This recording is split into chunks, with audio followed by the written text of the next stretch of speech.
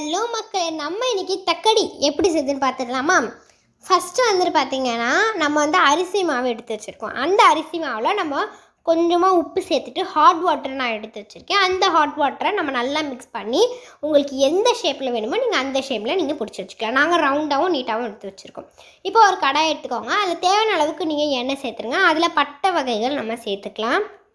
பட்டை வகைகள் சேர்த்ததுக்கப்புறம் நம்ம குட்டி குட்டியாக கட் பண்ணி வச்சுருக்கோம் ஆனியன் நம்ம சேர்க்க போகிறோம். இப்போ பார்த்திங்கன்னா நம்ம வெங்காயமும் பச்சை மிளகாவும் நம்ம சேர்த்துக்கலாம். சேர்த்துட்டு நல்லா அது வதங்குற அளவுக்கு நல்லா மிக்ஸ் பண்ணிவிடுங்க. இப்போ நம்ம பார்த்திங்க அப்படின்னா நம்ம இந்த தக்கடியில் நம்ம சோயாபீன்ஸ் போட்டு செய்கிறோம். நீங்கள் கறியும் இறாவும் என்ன வேணால் நீங்கள் போட்டு செஞ்சுக்கலாம். நம்ம இன்றைக்கி ஈஸியாக சோயாபீன்ஸ் போட்டு செய்கிறோம்.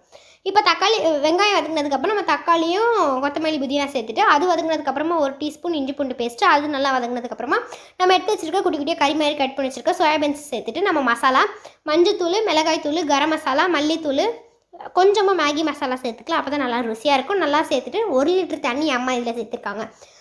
அது சேர்த்து நல்லா கொதித்து வந்ததுக்கப்புறமா நம்ம எடுத்து வச்சுருக்கோம்ல அந்த அரிசி மாவில் செஞ்ச பால்கள் அதை நம்ம சேர்த்துக்கலாம். சேர்த்துட்டு அது நல்லா கொதிக்கணும். நல்லா நீங்கள் மிக்ஸ் பண்ணிக்கோங்க. நல்லா கொதிக்க விட்டுருங்க. நல்லா கொதித்ததுக்கப்புறம் நம்ம பார்த்திங்கன்னா இது எடுத்து வச்சுருக்கோம் அரிசி மாவு தண்ணி. அரிசி மாவை நான் ஒரு கப் அளவில் கரைச்சி வச்சுருக்காங்க. அதை நம்ம சேர்த்துக்கலாம். அதை சேர்த்துட்டு அடி பிடிக்காத அளவுக்கு நீங்கள் கிண்டணும். அடி பிடிக்கவே கூடாது. அடி பிடிக்காத அளவுக்கு கொஞ்சம் நேரம் நீங்கள் நல்லா மிக்ஸ் பண்ணிகிட்டே இருக்கணும். ஓகேவா? அது நல்லா மிக்ஸ் பண்ணுறதுக்கப்புறமா அது கூட நீங்கள் கொஞ்சம் உப்பு சேர்த்தாலும் சேர்த்துக்கலாம். ஓகேவா?